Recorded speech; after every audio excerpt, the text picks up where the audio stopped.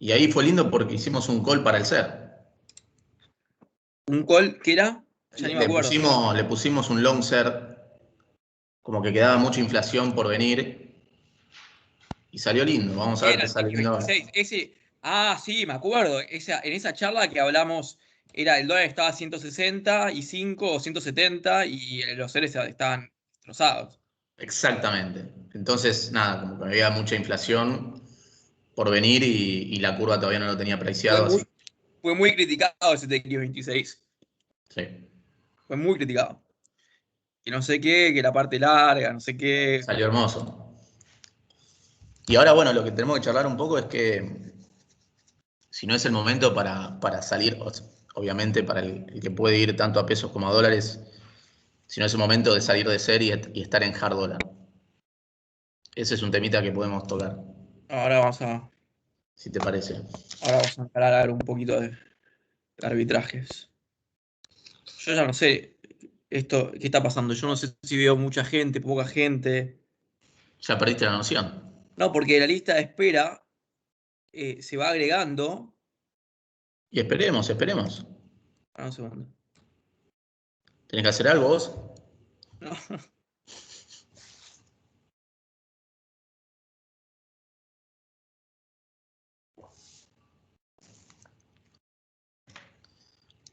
¿Estará Fer Corvaro?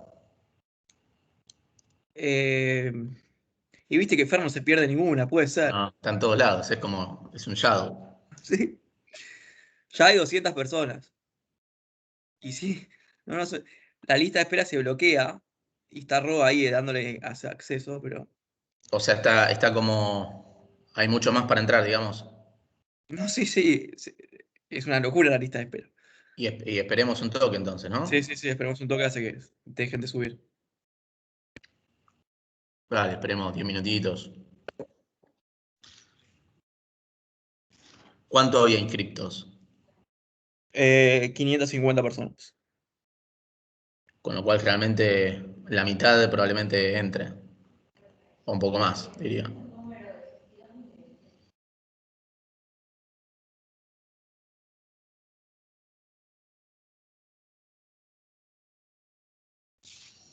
Total, después editamos, queda grabado.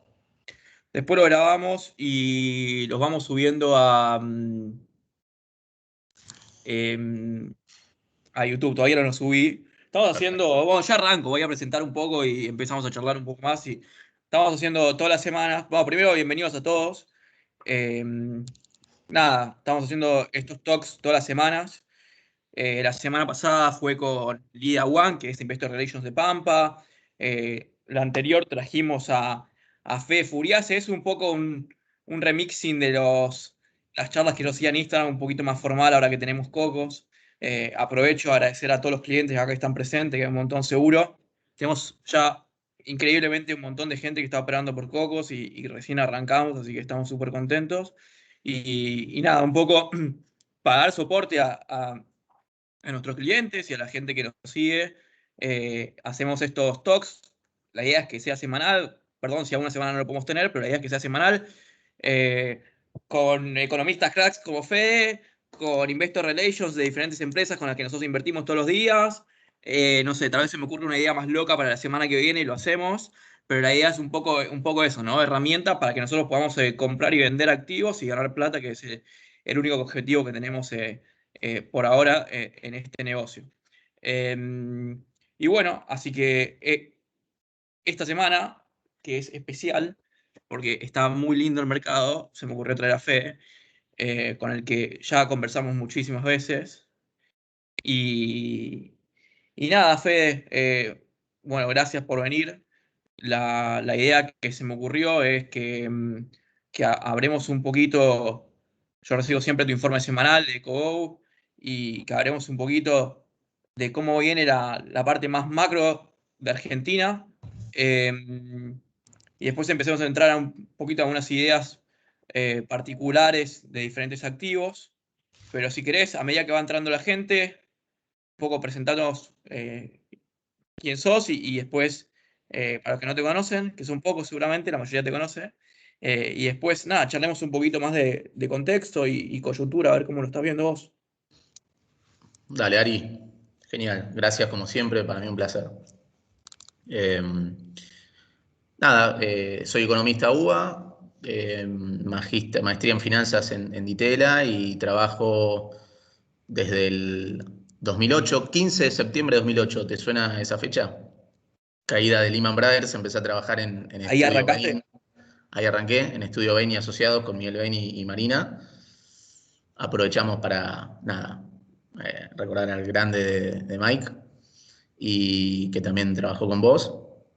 Y bueno, hago asesoramiento macro financiero, mucho, tratar de bajar la macro a los mercados. Esa es la parte que más me gusta.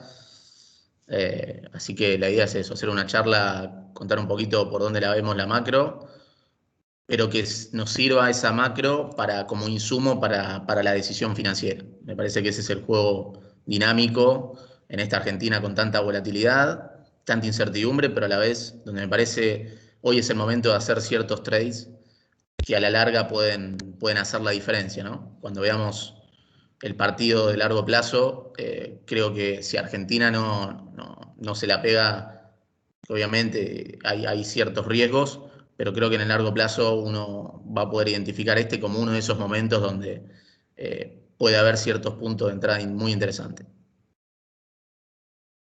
Buenísimo. Sigue subiendo este relojito, ¿qué hacemos? No, no, la gente está. Es que. No, yo no sé si la gente va a dejar de entrar hasta que ¿Está lleguemos a explotado, Coco, Cap? 400. ¿Cómo ¿Eh? viene? Está muy bien, ¿no? Sí, sí, está muy bien, está muy bien. Muy Yo bien. empezaría. Charlemos un poquito más, un poquito de la macro para arrancar y qué está Dale, pasando en Argentina en términos de macro y vamos después a los mercados, si te parece. dale. Yo lo que veo es que el programa económico del gobierno hasta las elecciones va a ser, lo resumiría en tres fases: vacunar, poner plata en el bolsillo a la gente y controlar el dólar. Esa va a ser todo lo que hagamos de acá a las elecciones en materia económica, va a estar en esa dirección. Acelerar el proceso de vacunación, porque eso tiene un impacto económico. A mayor rapidez en la vacunación, menor efecto genera esta segunda ola en términos de actividad y fiscal. Poner plata en el bolsillo a la gente para tratar de mejorar la percepción o el bolsillo del consumidor de acá a las elecciones, y que eso se dé sin complicar la dinámica del dólar y de la inflación, porque Argentina tiene ese problema de que cuando el gobierno quiere poner plata en el bolsillo de la gente, los límites de la demanda de pesos y de la inflación después te pasan factura y eso termina generando un efecto suba del dólar, suba de la inflación. Entonces el gobierno necesita controlar el dólar. Y me parece que esas tres cosas se van a dar de acá a las elecciones. Lo de la vacunación, por una cuestión obvia, vino tan mal que no es muy difícil acelerarlo. Poner plata en el bolsillo de la gente, te digo tres cosas básicas: la soja en $600, el aporte solidario de grandes fortunas y la aceleración de la inflación. Al gobierno le genera aire fiscal entre un punto y un punto y medio del producto de aire fiscal para poner plata en el bolsillo de la gente, respetando el número del presupuesto, del 4,2 de déficit. Ahora, la pregunta es si al hacer eso no te complica la dinámica inflacionaria y del dólar, de la brecha cambiaria, porque la demanda de pesos no está preparada para absorber eso. Y te digo que ahí el gobierno, producto de la buena liquidación de los dólares de lo que está liquidando el campo, el central se está haciendo de municiones, las reservas netas que estuvieron en un piso de 2.200 millones de dólares, ahora están en 6.500 millones de dólares netas, de swap con China, de encajes y todo lo que hay que sacar. Y no me extrañaría que termine julio, junio en 8.500 millones de dólares. La posición en los futuros del Banco Central está casi en cero, con lo cual te diría que el central tiene espalda para vender spot, para vender futuros y para vender contado con liqui vía la operatoria con bonos. Y eso le da bastante munición para tratar de llegar a noviembre. El dólar oficial va a estar controlado y para pelearle al mercado y evitar un salto discreto en el dólar financiero, que es el que viene subiendo en estos últimos días gradualmente.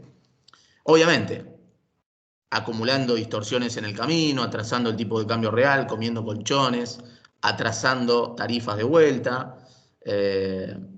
pero me parece que el gobierno se hizo de ciertas municiones para llegar a noviembre con el dólar medianamente tranquilo. Hay muchos riesgos, licitaciones de finanzas, si la política tira de la cuerda del déficit y no hay alguna perspectiva de negociación con el fondo, obviamente el escenario se puede complicar y podría haber mayor presión en la brecha y eso podría complicar las cosas. Pero creo que si el gobierno se mantiene en esta especie de policía bueno, Guzmán, negociando con el fondo, y policía malo, el ala más dura, diciendo que hay que poner plata en el bolsillo de la gente, en ese discurso, en ese doble discurso, me parece que tiene ciertas chances de llegar a las elecciones. Obviamente, después de las elecciones, o se corrige por las buenas o se corrige por las malas, ¿no?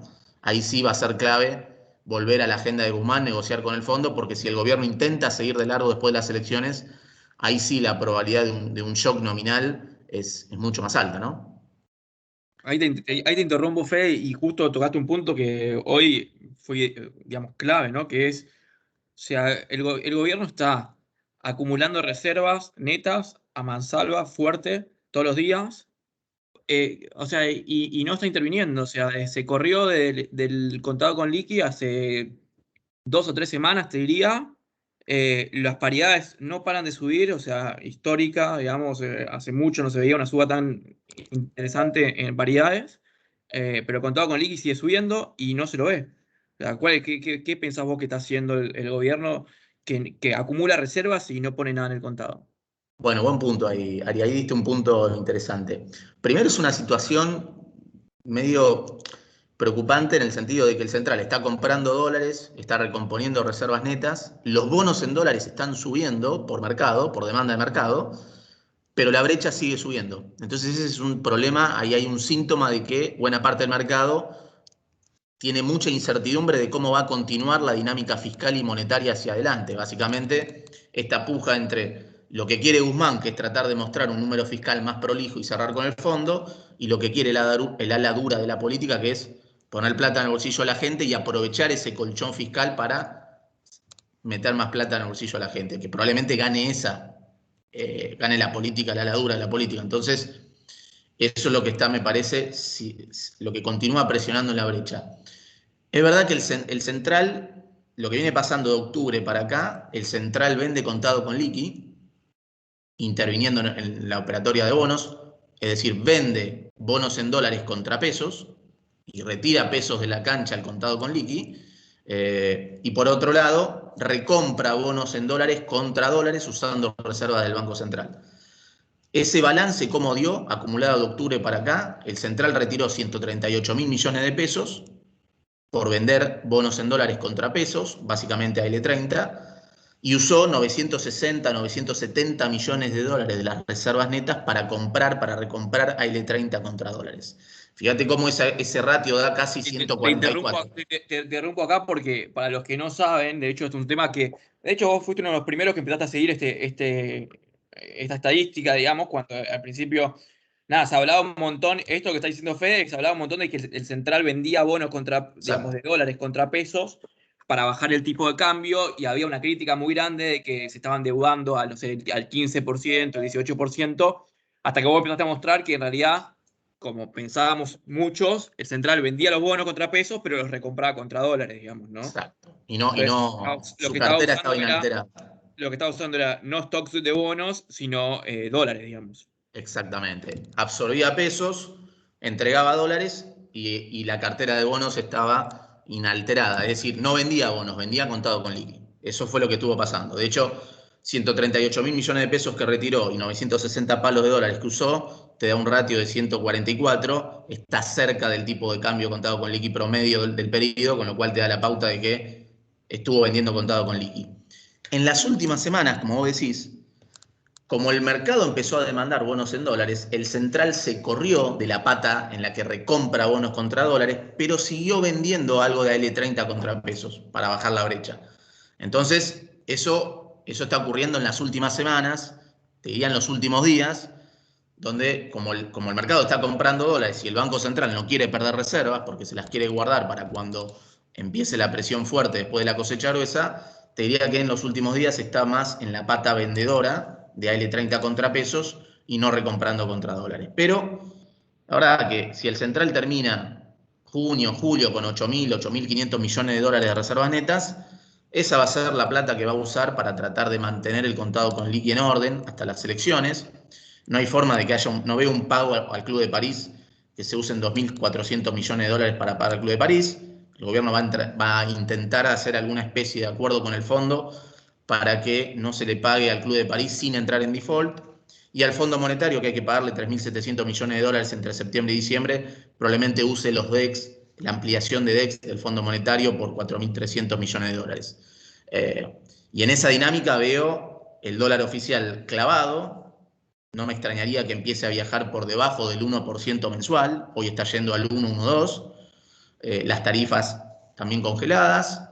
Y la gran pregunta es si la inflación puede bajar de este ritmo de 4% mensual. Yo te diría, el mercado, después si querés vamos al mercado, pero el mercado descuenta que hay una desaceleración al 3% mensual. Yo creo que si el Banco Central sigue comprando dólares, reconstruyendo munición en las reservas y la brecha no se escapa, tiene cierta lógica que la inflación empiece a desacelerarse transitoriamente y gradualmente, porque como hay mucha incertidumbre en torno a la dinámica monetaria y fiscal hacia adelante, las anclas tradicionales no funcionan. El Banco Central pisa el dólar y las tarifas, pero la inflación no baja. Maneja la puja distributiva, pero la inflación no baja. Pisa las tarifas, pero eso genera más déficit. Pisa el tipo de cambio oficial, pero el mercado sabe que no tiene tanta nafta como para seguir de largo. Pero debería haber una desaceleración transitoria de la inflación, y la verdad que no le debería ir muy mal al gobierno si acelera vacunas, si pone plata en el bolsillo de la gente, controlando el dólar hacia las elecciones. Pero Es ahí, una Fede, macro muy distorsionada, es atraso de tipo de cambio real, se consumen reservas, se tira de la cuerda del déficit fiscal, pero sí, yo es lo creo que que el Miguel, objetivo es va lo por que ahí. Miguel diría a año electoral, digamos, ¿no? Es lo que Miguel Bain diría en año electoral, año impar, se hace economía para la gente, se pisa el dólar y las tarifas para tratar de que el salario le gane la inflación, y las correcciones quedan para los años pares. Che, pero y en ese sentido, Fede, y como para terminar eso, digamos, ¿cuál sería, o sea, para vos la idea de centrar ahora, correrse un poco el contado con liqui, es decir, mira, el contado con liqui quedó medio atrasado, me guardo balas para los meses que vienen, y que corra hasta 180, digamos, ¿no? O sea, como que... Bueno, no sé si hasta 180. Yo creo que el central primero lo que quiere es que no haya un salto discreto, que empiece a coordinar expectativas y más presión en el contado y en la inflación, porque hoy en día, como hay mucha restricción a la importación, si alguien, digamos, que nos estás escuchando, nos está viendo y tiene que importar, sabe que el costo de reposición hoy de la mercadería tiene mucha incertidumbre, con lo cual eso hace que la brecha del dólar financiero impacte en la inflación. Entonces el Banco Central, yo creo que lo que está tratando es guardarse la munición de las reservas. Entonces, como el mercado está comprando bonos en dólares, no sale a comprar, y gradualmente vendiendo L30 contrapesos para moderar la suba. No creo digamos, va a tratar de evitar salto discreto, y la verdad que obviamente si esto va arriba de 170, 175, el mercado se va a poner nervioso, entonces el central no debería dejar que se escape. Eh, Te engancho ahí debería... con una idea de trading, de hecho, justamente con lo que estamos hablando, me parece espectacular, justo te lo engancho y te digo, esto responde a que el spread de legislación entre el G30 y el AL30, o sea, lo que vos exactamente estás diciendo es la causa de que el spread valga $3 ahora, Exacto. comparado contra los 0,50 que valía hace poco tiempo. ¿A qué me refiero con esto? Con que si uno mira el precio del G30D o lo que sea, o el G30C o el Global 30, y lo compara contra el Bonar 30, que es el mismo bono, mismo flujo, demás, pero solamente con legislación argentina, vemos un 10% de La precio diferencia. mayor para el caso del global. Spread que se movió ya por esta zona y después volvió a la zona de cero cuando el central vuelve a meterle gas a la compra de la paridad. Porque se nota que el central, como vos decís, está de alguna forma no comprando los bonos y eso hace que el global que hay demanda suba más que el Bonar, digamos, ¿no? Y solamente te está vendiendo en el Bonar, en el L30. Claro, por eso le pone presión al Bonar, digamos, ¿no? Exactamente. Así que esa es una idea que nosotros estamos haciendo, que nos parece interesante, porque la verdad es que creemos que el 10% es para tradearlo, ¿no? O Exacto. sea, en cualquier momento, si el central se pone a intervenir un poco más, ese spread debería reducirse. En el momento que afloje la demanda del mercado de bonos en dólares, el central va a tener que intervenir ahí y ahí ese spread tiene que bajar.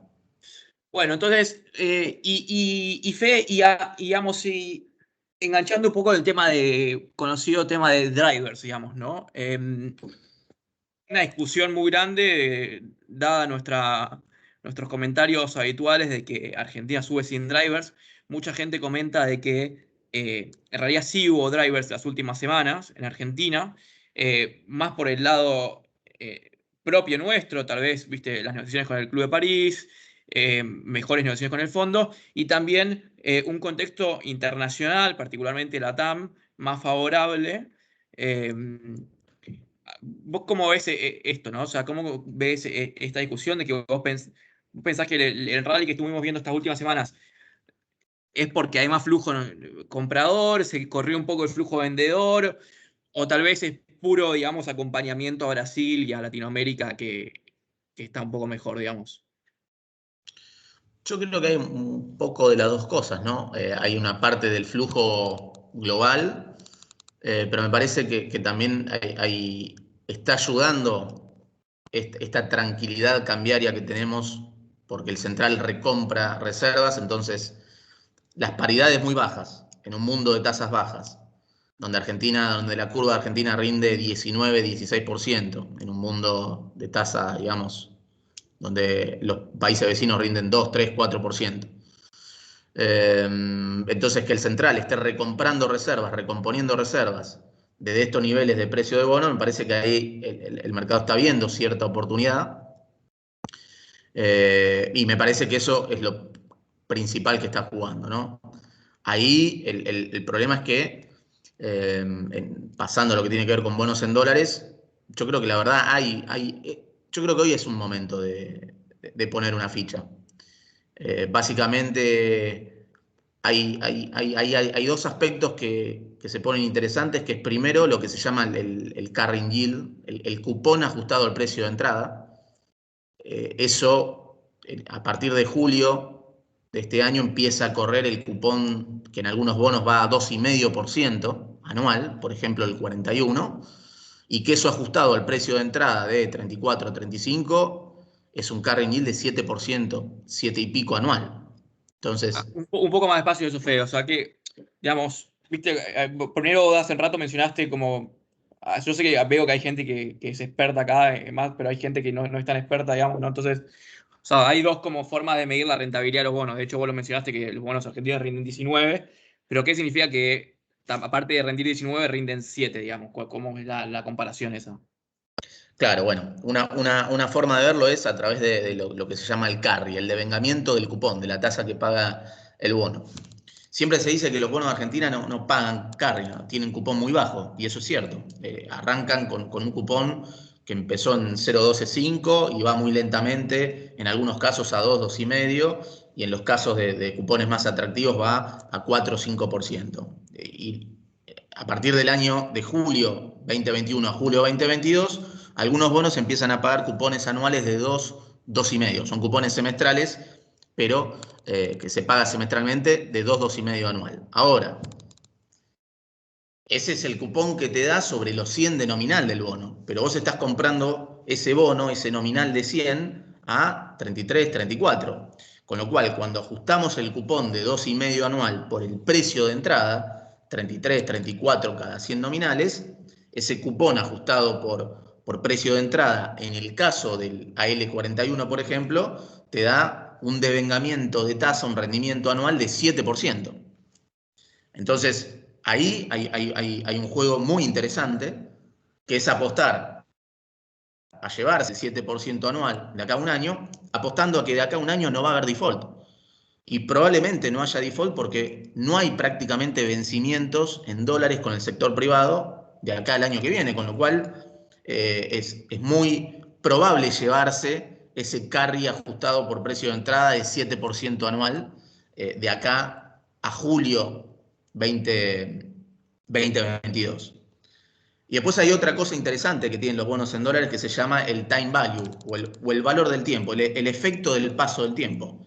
Claro. Los bonos, a medida que van pasando el tiempo, van subiendo de precio. Si la tasa de descuento que tienen es más alta que la del cupón, es decir, si arrancan por debajo de los 100, si el precio está por debajo de la paridad de los 100, el caso de Argentina son bonos que valen 30, 35, con lo cual están muy baqueteados, con lo cual el time value o el efecto valor del tiempo es muy fuerte. Entonces, en algunos bonos, si la tasa, si la yield que hoy tiene Argentina se mantiene de acá a un año, el precio sube entre 16 o 20% según el bono. Claro, vos Aunque estás la diciendo que tasa de descuento se si mantenga. Argentina sigue rindiendo lo mismo que está rindiendo, que es un montón, solo por el paso del tiempo, porque te acercás al vencimiento, tenés un 20% de suba, digamos. Un 20% en dólares de suba por la suba del precio. Y tenés ese carry ajustado o ese carry nil ajustado por precio de entrada que puede ir entre 5 o 7%. Con lo cual ahí tenés, me parece, dos oportunidades en un año donde el riesgo de default es muy bajo porque prácticamente no hay vencimientos, que me parece que eso en algún punto, para mí es un punto de entrada en ese sentido.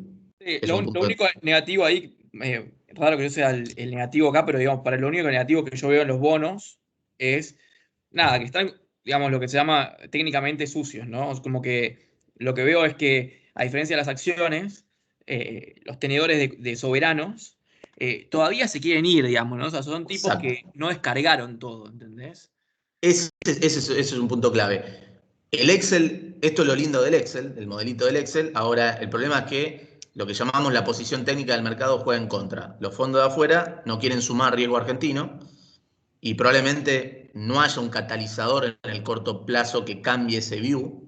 Yo creo que el único catalizador va a ser si hay un cambio de expectativa política a partir de 2023, pero eso es larguísimo plazo en Argentina. Ni un acuerdo con el fondo puede cambiar eso significativamente. Entonces ese es el riesgo, donde la posición técnica no ayuda y obviamente la suba puede ser puede dar un punto de salida para los tenedores de afuera, ¿no? Esa es la gran dificultad o el talón de Aquiles, si querés, frente a estos dos puntos positivos que es el efecto paso del tiempo y el cupón ajustado por precio de entrada. Sí, y que lo que yo veo con las acciones, particularmente las acciones locales, ¿no? Es que están muchísimo más limpias, ¿no? O sea, los tipos que Sí, tenían los fondos, que tenían esa posición, no te hablo de Galicia, te hablo de acciones que cotizan en pesos locales, Transener, transportadoras del norte y demás. Los fondos que tenían esa posición ya se fueron, digamos, ¿no? O sea, pudieron limpiar esas posiciones y no están tan empomados como en los bonos. Eh, y por eso que yo a los soberanos, si bien me encantan, obvio, les tengo un poco más de respeto y creo que hay que esperarlas un poco más, digamos, ¿no? O sea, creo que hay que ser eh, más conservador y empezar a mirar el current que es probable que los bonos, digamos, no compriman tanto, ¿no? Que el paso del tiempo haga que suban pero que no haya una compresión grande en la tasa. Y nada, vas a ganar plata porque los bonos, digamos, van a pasar el tiempo y no va a haber exacto. ningún default, pero no va a haber una voladura tan grande como sí puede haber, tal En las vez, acciones. en las acciones. Bueno, totalmente. Ese es el punto. Es jugando al escenario, digamos, bastante precautorio, es jugarte al time value y jugarte al carry yield, ¿no? El time value además te da un colchón, porque si vos, por ejemplo, con el AL35, el time value te permite que los spreads suban 250 puntos básicos, entonces te lo compensa el time value, para tener una idea de magnitud sobre el colchón. Pero me parece que ese es el punto. También uno puede ver para lo que se llama la convexidad de los bonos, es como que estamos en un punto donde probablemente el upside que tienen los bonos es mayor al downside por la paridad que tienen, ¿no? Y el efecto de la convexidad. Bueno, lo que pasa que ahí, otra vez, eso no significa que haya riesgo a la baja, si se complica la negociación con el fondo, si no hay expectativa, si se radicaliza el gobierno, intenta seguir de largo sin ningún ajuste fiscal y monetario y sin negociar con el fondo. Y ese es otro punto, digamos, de riesgo. Quizás los bonos ahí pueden tener un downside más limitado que el equity en una situación de estrés, por más de que en términos de posición técnica el equity esté más limpio que los bonos. Eh, y algo interesante también para el que tiene que jugar con pesos, para el que tiene que hacer la cuenta con pesos, como puede ser, digamos, en el escenario negativo para los bonos en dólares, donde hay un shock nominal. Bueno, en pesos, obviamente, te cubre la brecha los bonos en dólares entrando con pesos, con lo cual esa es otra situación que hay que tener en cuenta. Pero claramente coincido que la posición técnica del equity está más limpia que la de los bonos.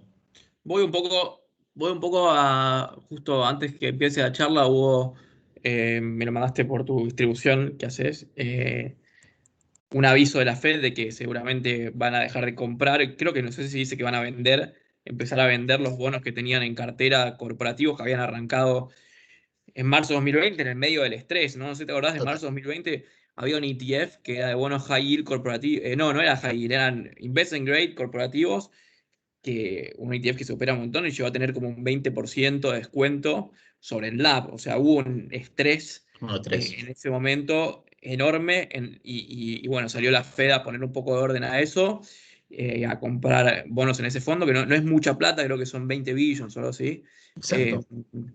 pero bueno, que empieza a ser empiezan a haber un poder de señales, ¿no? O sea, empezamos a ver inflación muy alta el mes pasado, esto ahora de la Fed. ¿Para dónde camina eso? Bueno, eso es clave porque cualquier decisión de cartera local, Claro. obviamente internacional, va a estar afectada por esta tendencia donde las tasas en Estados Unidos están empezando a subir gradualmente, las tasas de largo plazo, con lo cual ese es un riesgo duration para la renta fija global y que se podría convertir eventualmente para un riesgo del equity si eso se da de forma acelerada. Porque básicamente el mercado está descontando más inflación en Estados Unidos y el mercado está incorporando la idea de que la Fed va a tener que recoger el barrilete antes de tiempo. Y ya ese es un problema, porque hay un problema de credibilidad del mercado. El mercado no cree lo que te dice la Fed de que va a mantener las tasas en cero hasta diciembre de 2023. El mercado cree que no lo va a poder sostener, que la aceleración de la inflación no es transitoria, sino permanente, con lo cual eso es tasa para arriba. Y eso ya es un riesgo duration global. Ahora, la Fed va a tratar de que ese proceso se dé de la manera más gradual, porque la Fed tiene incentivos para hacerlo. Sí, pero Porque lo intentó, ya lo ha intentado, o sea, se está lo viene digamos. intentando y lo va a seguir intentando, pero obviamente necesita también acomodar las cosas para que después no sea un ajuste más abrupto. Pero va a tratar de que ese retiro de los estímulos monetarios sea gradual, para que la suba en las tasas largas sea gradual, para que no se fortalezca el dólar a nivel global rápidamente, porque eso le genera un problema a las exportaciones de Estados Unidos, y para no pinchar el S&P, porque cuando en Estados Unidos se pincha el S&P o hay un desplome del S&P, tenés un efecto recesivo muy importante, porque ahí la gente, el grueso de los consumidores, que es el 70% de la torta de Estados Unidos, ahorra en S&P, ahorra en acciones, el consumidor medio. Entonces, la Fed tiene un incentivo a evitar que no haya una suba acelerada de tasas que genere un desplome en los mercados de acciones. Y obviamente creo que la Fed eso lo va a tratar de sostener en el tiempo, pero yo creo que estamos en un contexto de tasas al alza. No veo la tasa de 10 años de los bonos del Tesoro de Estados Unidos en 4, 4,5 en el corto plazo, pero sí la veo yendo a testear el 2, 2,5 de pronto, de acá a un año y medio, y eso ya es un recorrido que le va a meter presión a las tasas, al riesgo duration global. Argentina ahí tiene una ventaja respecto al resto, porque Argentina, dijimos que la curva de Argentina está invertida con tasas de 19, 16%, pero cuando vos mirás la curva en Brasil, en Chile, en Uruguay, tenés una curva mucho más comprimida, con lo cual ahí hay menos colchón. La suba de tasa de la tasa libre de riesgo le impacta relativamente más a Brasil, a Chile, a Uruguay, que a Argentina. por las malas razones, ¿no?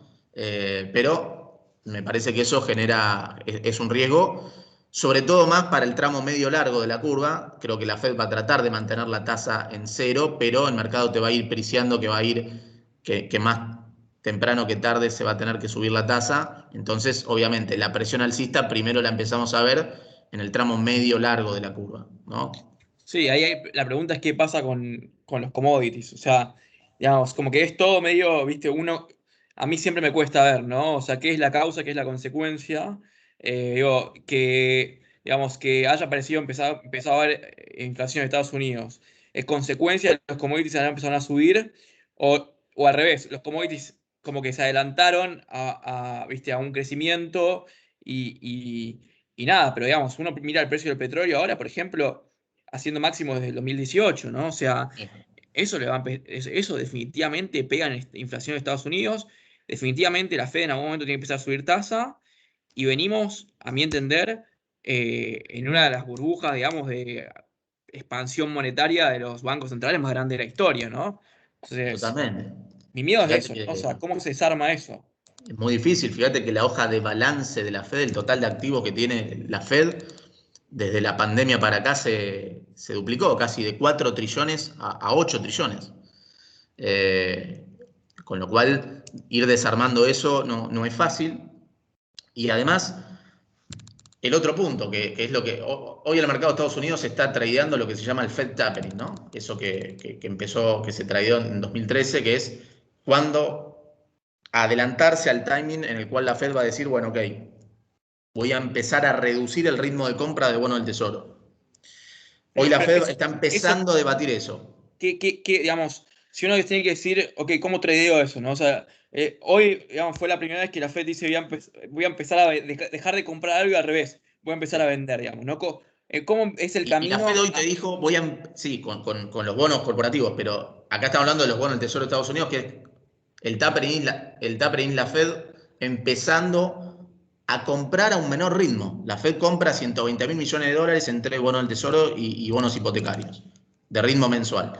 El Fed tapering es cuando la Fed diga, bueno, el mes que viene, en vez de comprar 120 mil, voy a comprar 100 mil, después 80, y así para ir reduciendo en el margen la hoja de balance. El trade es, digo, eso genera presión alcista en las tasas largas. Es algún ETF que replique el short tasa en el tramo largo, como puede ser el TBT, por ejemplo, ¿no? Está bien, pero cómo nos llega a nosotros al precio de Transener? ¿Le llega a eso? O sea, ¿dónde está la transmisión entre eso y el precio de Transener o el precio del TX26? Bueno, el punto es si eso se da de manera acelerada, que es lo que la Fed quiere evitar, bueno, ahí puede generar un sell-off en el mercado de Estados Unidos, un fortalecimiento global del dólar, y eso para los emergentes es debilitamiento de las monedas, presión alcista en las tasas, con lo cual ese es el shock que la Fed quiere evitar y que probablemente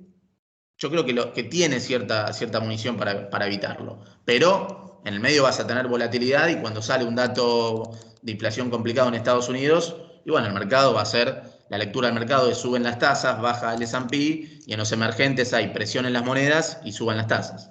Con lo cual ahí tenés un punto. Pero el otro punto de la Fed es que hoy la Fed tiene un déficit, Estados Unidos tiene un déficit fiscal muy fuerte. El déficit fiscal lo financia colocando bonos del Tesoro de Estados Unidos. Y el gran demandante de los bonos del Tesoro de Estados Unidos que coloca el Tesoro de Estados Unidos a los bancos, después termina siendo la Fed recomprando esos bonos en poder de los bancos. En el último año, la cartera de bonos del Tesoro de Estados Unidos de la Fed pasó de 2,5 a 5 trillones, se duplicó.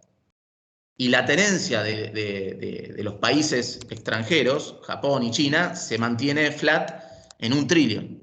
Entonces, si la Fed empieza a aflojar rápidamente la demanda de treasuries y Estados Unidos no corrige rápido ese déficit fiscal, esa va a ser otra presión alcista en las tasas de largo de Estados Unidos, junto con la expectativa de mayor inflación y Mm. la expectativa del mercado de que la Fed va a tener que subir las tasas de corto antes de tiempo. Entonces, es un equilibrio muy complicado y que afecta a la decisión de cartera local, ¿no? Y eso definitivamente, digamos, si vos me decís más tasas, yo automáticamente pienso en no compres growth, ¿no? O sea, no compres acciones de crecimiento. Sí, por un lado, acciones, en el rubro acciones es acciones de crecimiento y por el lado de los bonos, ojo con los bonos largos, Mm. duration.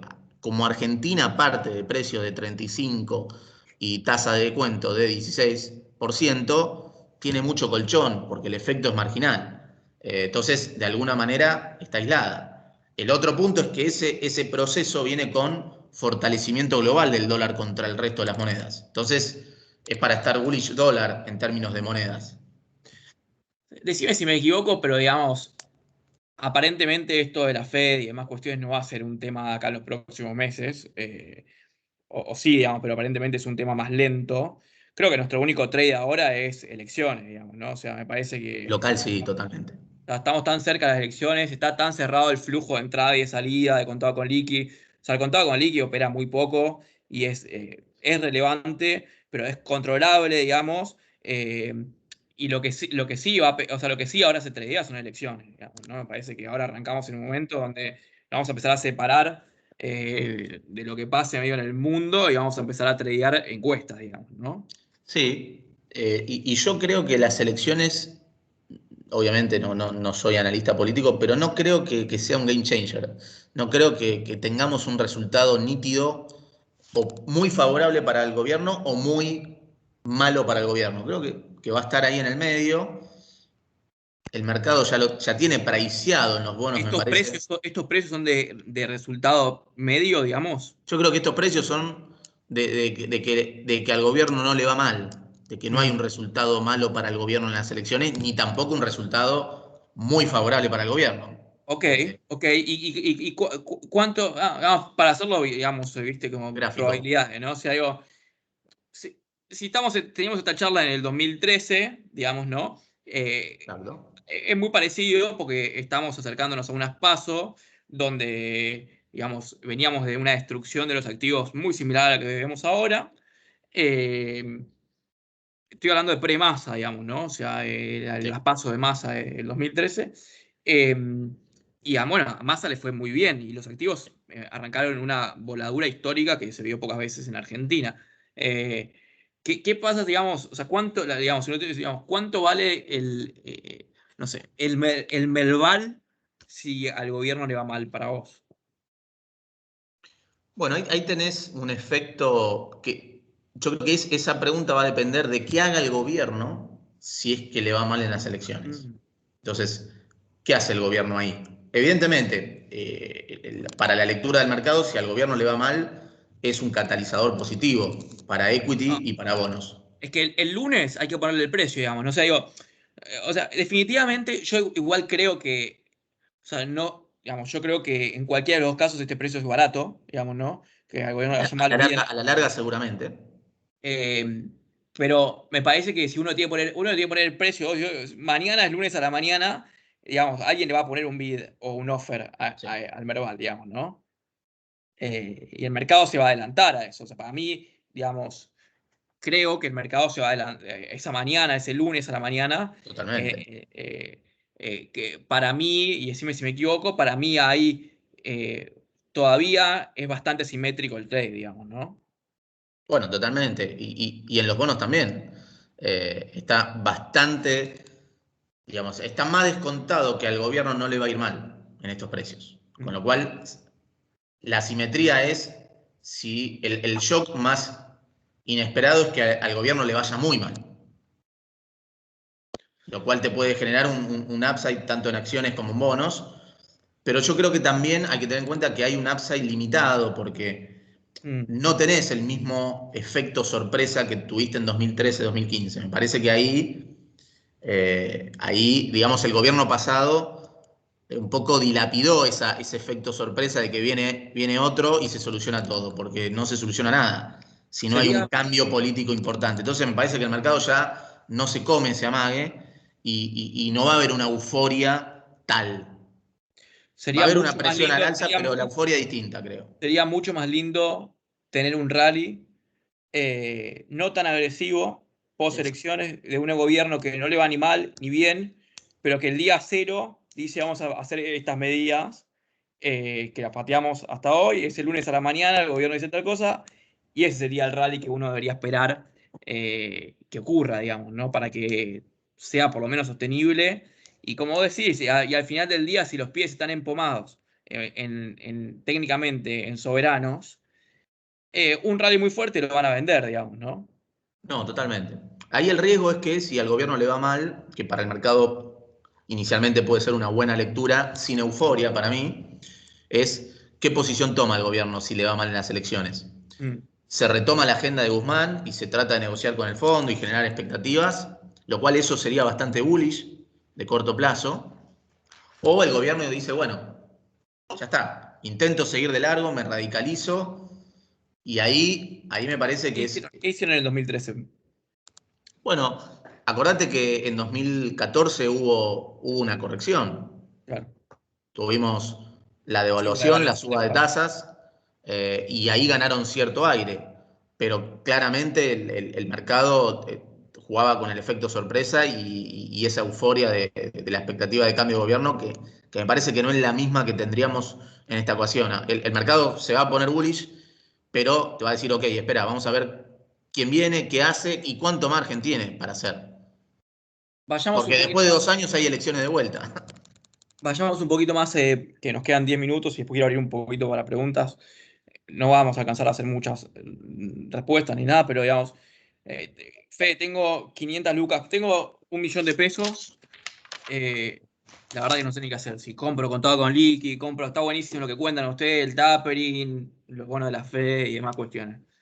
¿Qué hacemos con un palo pesos mañana, digamos? ¿Eso para el que tiene que invertir en pesos o el que puede estar en Totalmente, dólares también? totalmente libre, digamos. No, no, acá nos tenemos regulados, estamos todos desregulados. Pensando en Argentina, ¿no? Estamos Sí, opciones sí, de Argentina. Bueno, a mí con pesos, si te digo que estoy bullish, bonos en dólares y con pesos también te diría, porque ahí tenés un trade que puede salir bien en dos escenarios. En el escenario optimista sale bien porque si bien la brecha te baja, los bonos en dólares tienen cierto rango de suba, y rango de suba, digo, de 35 a 45, teniendo en cuenta el time value, teniendo en cuenta el carry yield. Y en el escenario negativo, donde los bonos se pueden ir de pronto a 20, 25, ahí lo que te puede cubrir digamos, el capital de trabajo en pesos es el aumento en la brecha. Entonces, ese es un trade que me gusta por ese lado. Obviamente hay que estar diversificados. Curva SER. La curva SER yo la veo bastante ya ¿Qué es la como curva muy hacer? recalentada la curva SER, ¿no? ¿Qué es la curva hacer para los que no La curva saben? SER es estar en bonos que ajustan a la inflación. Entonces, básicamente en pesos tenemos bonos tasa fija, que hoy rinden 40% TNA, bonos que ajustan por inflación, que rinden tasa negativa, empezando 5% negativa los cortitos, y después ya nos vamos a 6, 7 de tasa real en los más largos, y Eso ajustan es por inflación. inflación más cierta tasa, digamos, ¿no? Exactamente, tasa real más inflación. Y después tenemos bonos dólar link, que ajustan, pagan devaluación más una tasa de interés que hoy obviamente es muy baja. Con lo cual te diría, de acá a noviembre, dólar link no me gusta, porque me parece que vamos a seguir teniendo devaluación del tipo de cambio oficial muy por debajo de la inflación. Entonces, yo creo que de acá a noviembre la pregunta es, ¿estamos en activos que ajustan por inflación o nos pasamos a un activo como una ley de tasa fija que paga 40% TNA en noviembre? Entonces, para el que ve que la inflación puede desacelerarse por debajo del 3% mensual, bueno, es un punto de entrada la ley de octubre, la ley de noviembre. Eh, Apostando a que el gobierno, el Banco Central, controla el contado con liqui, y estamos con un contado con liqui a octubre, noviembre por debajo de 180, 185, 190 pesos. Eh, Ahora, más, digamos, más cauto es, bueno, seguir estando en inflación, apostando a que la inflación le va a costar bajar y llevarse el carry de la inflación. Y me parece que ese es como el trade más seguro en la curva de pesos, ¿no? Seguir en la curva SER. Que es un poco seguir con el mercado, donde está la demanda caliente, donde financia cuando tiene que estirar vencimientos tiene que pagar el costo de indexar a la deuda a ser. Digamos, de acá a las elecciones yo veo que la inflación le gana al dólar oficial y la tasa en el medio. Por ahora pierde contra la inflación, le gana al dólar oficial, pero creo que puede haber un momento, si la inflación desacelera por debajo del 3%, puede haber un momento donde la tasa le gana a la inflación. La brecha, el central tiene munición para controlarla, pero obviamente la cobertura en la brecha hay que hacerla. Por eso me gustan los bonos en dólares yendo con pesos. Eh, con lo cual yo estaría, digamos, me gusta, así como en la charla de octubre, noviembre nos gustaba hacer, ahora la apuesta fuerte la haría con bonos en dólares. Y Obviamente, acciones es otro perfil de riesgo y me parece que puede tener un upside de corto muy interesante. Inclusive cuando uno la mide en dólares al contado con liqui. Hoy Argentina, al dólar contado con liqui, está casi tan barata en dólares como en 2002, después de la crisis. Cuando eso se mira a largo plazo, esos no son los salarios en dólares que necesita Argentina para generar el superávit comercial. Lo que pasa es que en el medio hay mucha tensión, mucha incertidumbre y hay una brecha de 70% entre el dólar oficial y el dólar financiero, y eso se va a tener que resolver.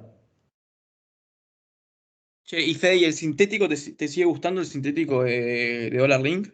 Bueno, me sigue gustando. Ahí está dando una tasa del 50, tasa efectiva anualizada, y te da una tasa por arriba de la ley de noviembre que está en 45 de tasa efectiva anualizada. Con lo cual, yo sigo estando vendido Rofex. Desde diciembre estoy vendido y no cerré la posición. Yo creo que el dólar oficial a octubre, noviembre llega por debajo de lo que hoy marcan los futuros, pero hay que Pero tener en para, cuenta ¿vendido que naked sin hedge? O sea, ¿vendido directamente o comprado contra Dollar Link, digamos? primero empecé naked y después compré algo de dólar link cuando bajó de precio. Acordate que el dólar link viene de rendir -10 más DEVA y después está en 10 más DEVA.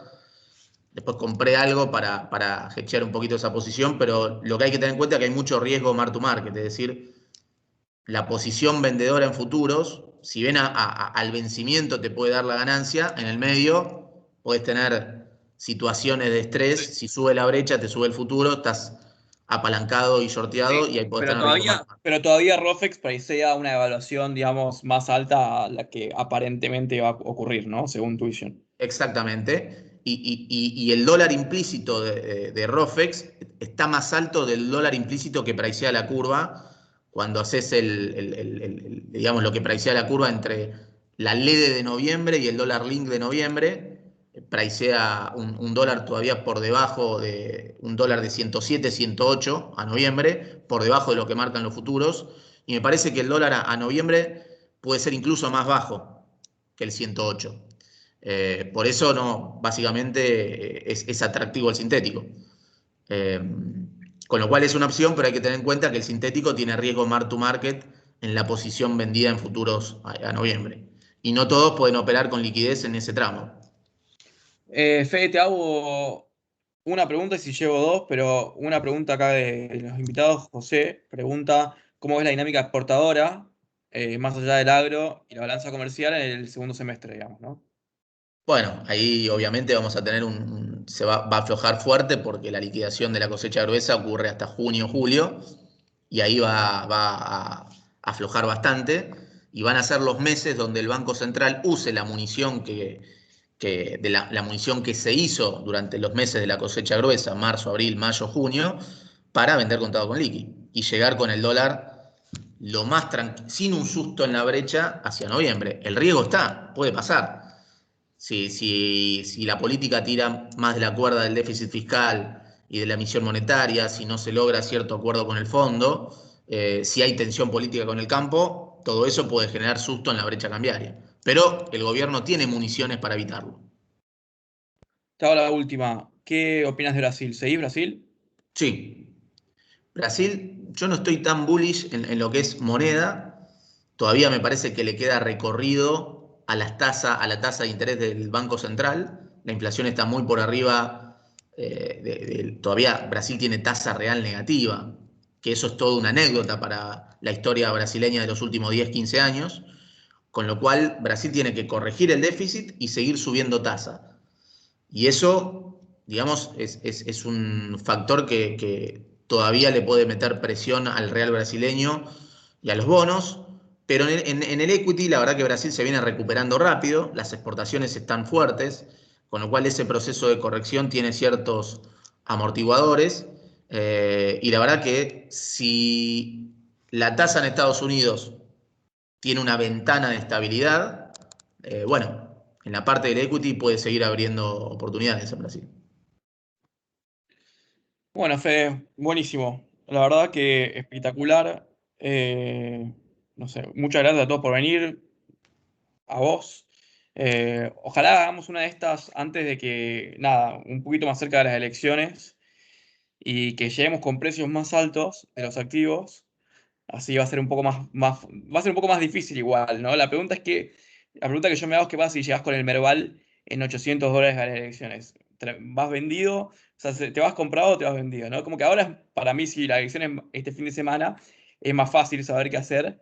La pregunta va a ser que si llegas con los precios más caros, digamos, ¿no? Exactamente, donde ahí probablemente parte del mercado, si no hay expectativas favorables para Argentina, bueno, aproveche para salir. Lo mismo te pasa con los bonos. ¿Por qué hay un techo estructural bajo en el precio de los bonos? Es porque el mercado está descontando que en 2024, cuando te vencen 5.000 millones de dólares, va a haber otro default. Mm. Con lo cual, la probabilidad de default implícita está en 75%, y eso le mete un techo bajo al equity y a los propios bonos. Ahí está el gran problema de Argentina. Argentina en 2024 tiene que tiene que salir a los mercados porque vencen 5.000 millones de dólares en el sector privado dólares. Y obviamente probablemente no tenga reservas como para pagar eso. Eh, entonces Argentina primero necesita tipo de cambio real alto, salarios bajos para hacerse de dólares, pero en 2024 necesita ir al mercado y hacer lo que todos los países hacen, renovar vencimientos en el mercado. Claro. Y para que haga eso, tiene que haber un programa macro distinto y una historia política distinta. Y eso hoy todavía a largo plazo no está claro. Pero cuando miremos la historia larga, yo creo que vamos a ver que este era un punto de entrada para Argentina. Argentina en 30, 32 y en los valores de Merval es un punto de entrada. Obviamente, te podés comer una piña en el corto plazo porque puede pasar de que esto no sea el piso. Me parece que a la larga es el momento es un trade ganador, con todos los riesgos que tiene Argentina, ¿no? Que me hablan en Aftermarket que empiezo a comprar. Escuchame una cosa, te voy a la última y cerramos. ¿Qué opinás del Bitcoin? ¿Lo seguís? Sí, sí, sí. La verdad que ahí, bueno, tenés que tener un estómago, la volatilidad es altísima. Lo interesante es que con la última corrección me parece que el mercado se limpió bastante, ¿no? Mm. Por lo que achicaron las tasas implícitas en los futuros, ahí se limpió bastante. Después tenés el índice de volatilidad, que es como el VIX para el S&P, pero para el Bitcoin, había aumentado bastante, con lo cual el mercado también se cubrió bastante, con lo cual creo que la posición técnica se limpió con la última corrección bastante, pero la verdad que obviamente ahí tenés un rango de volatilidad bastante complicado.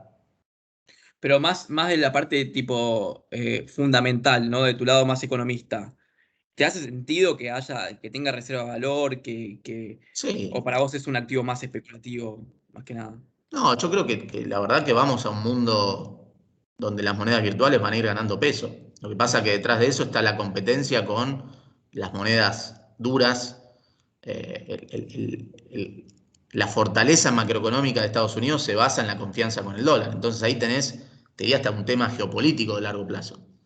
Esa es la restricción más fuerte que veo a mediano plazo.